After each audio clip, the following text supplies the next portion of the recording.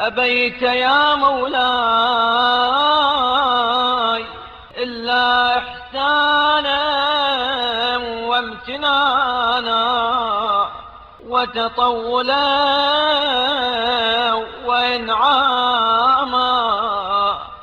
اے میرے مولا و آقا، تو نے کبھی احسان و بخشش اور تفضل و انعام سے دریغ نہیں کیا۔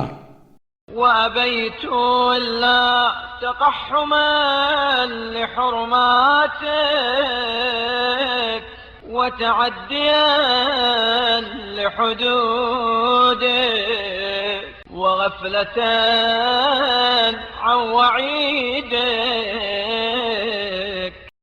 اور میں تیرے محرمات میں پھانتا، تیرے حدود و احکام سے متجاوز ہوتا، اور تیری تہدید و سرزنش سے ہمیشہ غفلت کرتا رہا۔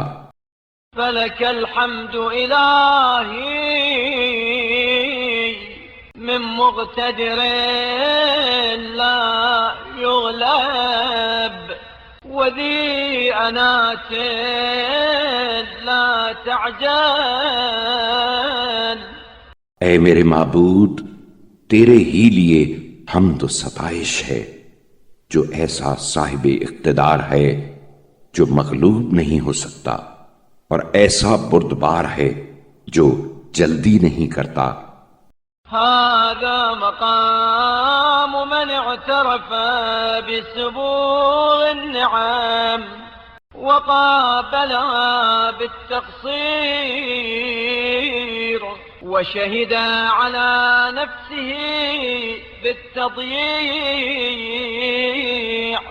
یہ اس شخص کا موقف ہے جس نے تیری نعمتوں کی فراوانی کا اعتراف کیا ہے اور ان نعمتوں کے مقابلے میں کوتاہی کی ہے، اور اپنے خلاف اپنی زیاں کاری کی گواہی دی ہے۔